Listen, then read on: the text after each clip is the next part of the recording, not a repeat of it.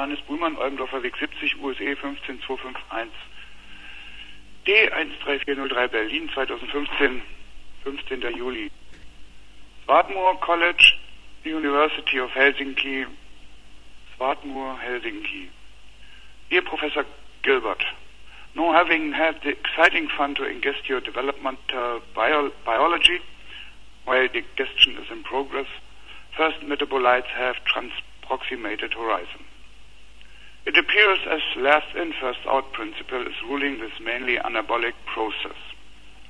Darwin in 1859 acknowledged two great laws of biology, unity of type and conditions of existence, page 688. 2 to 3 generations later in time, Bose, Dirac, Einstein and Fermi explained Darwin for Wert, thank you, physicists. Unity of type does follow Fermi-Dirac statistics, while Bose-Einstein statistics best fit to conditions of existence.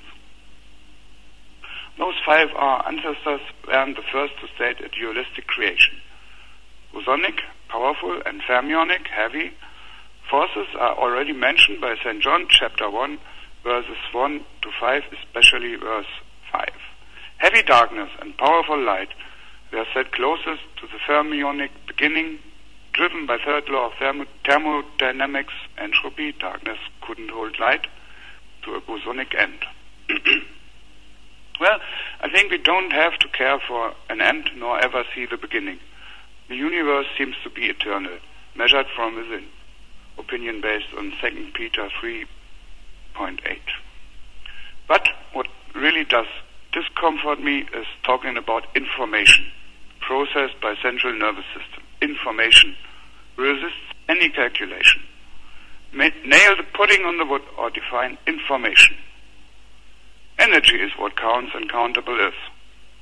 Imagine a photon, bosonic, emerging from a fly on the wall, hitting a molecule of rhodopsin, fermion, 7 degrees north-northeast of macula, taking it to all transform, bosonic, which means to excite 3 electrons, fermions, to a triplet state, bosonic.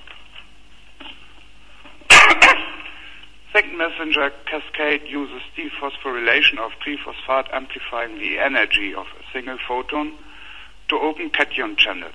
Horizontal and amacrine cells do first processing, and further retinal, bipolar and ganglion cells conduct the energy via known pathways to central sensomotoric circuits, where the photon's energy is further amplified. Finally returns to the eye's neuromuscular junctions, a burst of fire whose accurately counted energy turns your visual focus to the object of interest. If you are a frog, a fly on the wall's photon's energy is amplified manifold. Gray hair on my shoulder doesn't be a simple result of stayed beautiful over all those years, but to an enormous part has to be regarded as provoked by Fey's imagination of electric currents in the nervous system. What is a firing neuron? All wired physicists, but one, and all wired biologists, but one, believe in obscure moving electric fields, bosonic, or moving electric charge, fermion. No one ever gave evidence to that fantastic speculation. Patch clamp voltage, one time at millimeter 1 of the X, and following time at another millimeter, proportional to the speed of sound in the lipid bilayer, is not an incidence for axonal moving charges or fields, but does indeed introduce the idea of fluctuations of density, phonon, not photon, both bosons, as carrier for energy transmission in the nervous system. In this acoustic way, anything fits, including speed of sound and corresponding speed of patch clamp excited peak. A wave of sound, fluctuating density, in the neuron's membrane is generated by opening ion channels directed radially with the pulse-given channel in the center. Membrane potential give repelling forces, while Schwann sheets suppress dissipation to the transversal, directing velocity axonal. Mechanical stress in the dead end of dendrites, presynaptic membrane, initiates release of neurotransmitters to synaptic cleft. So, electric signals are the smoke, where sound is the fire. Isolating properties of Schwann sheets are supposed to speed up electric signal, where compressing properties concentrate sound energy, phonon, and giving higher density in the lipid bilayer, leading directly to increased speed of sound. If in doubt, ask jet propulsion laboratories, never believe. Mechanical stress in the dendrite gives an explanation to the growth of dendritic branches, to release of neurotransmitters anyway. Imagine an accelerated whip, German Peitsche. While the distal, with respect to the traveling wave, portion of the cord gets shorter, its frequency of resonance gets higher. In consequence, the speed of the elongating cord rises until it exceeds the speed of sound with respect to the surrounding air, which results in a supersonic bang. If you did accelerate the Peitsche right, in case accelerating the cord above its own speed of sound, you may see a disintegrating cord or a change of phase, respectively. Energy is proportional to frequency, while the frequency of resonance, at least in first approximation, is inverse proportional to the diameter of a dendrite. Resonance is the principle of transporting energy. So an external incoming wave's energy passing the neuron's body as a biological necessity, leaving dendriticle, will take the same wave through the dendritic branchwork as the first wave with the same frequency did.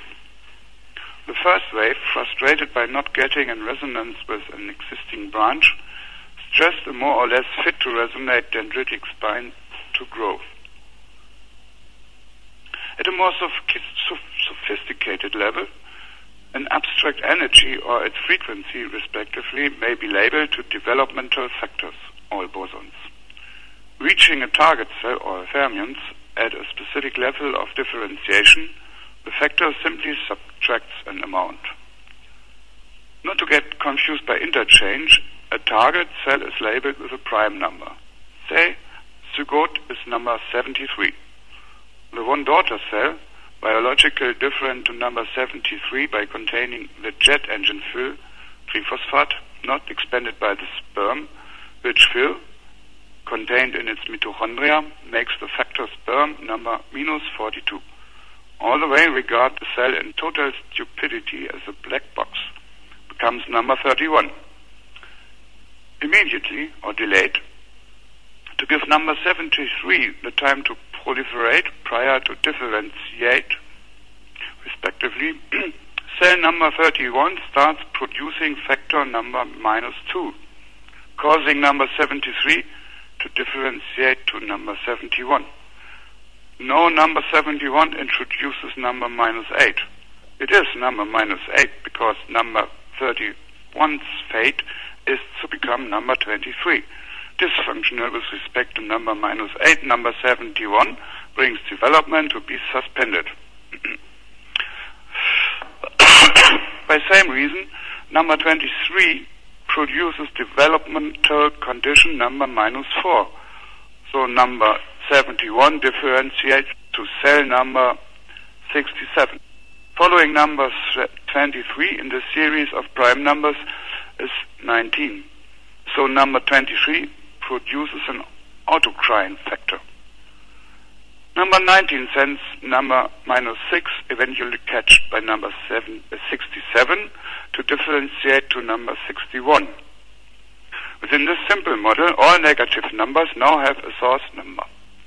The range of this model in two strains reaches from 31, daughter cell of the zygote, to 13, and from 71, first differentiation of zygote, down to 53. The zygotic strain produces numbers -2, T4 minus 6, while the daughter strain gives not number minus 6, but additional number minus 8. One probably needs the brain from Leonhard Euler, Sich, and the computing power of Noah to find the ES niche. Maybe this is restricted to the creator at all. There comes evidence for this restriction from thermodynamics. Nothing may reconstruct itself, except it is advised in doing so by an environment with lower entropy. Anyway, every cell is unique, except its epigenetic clones, so give it a unique number.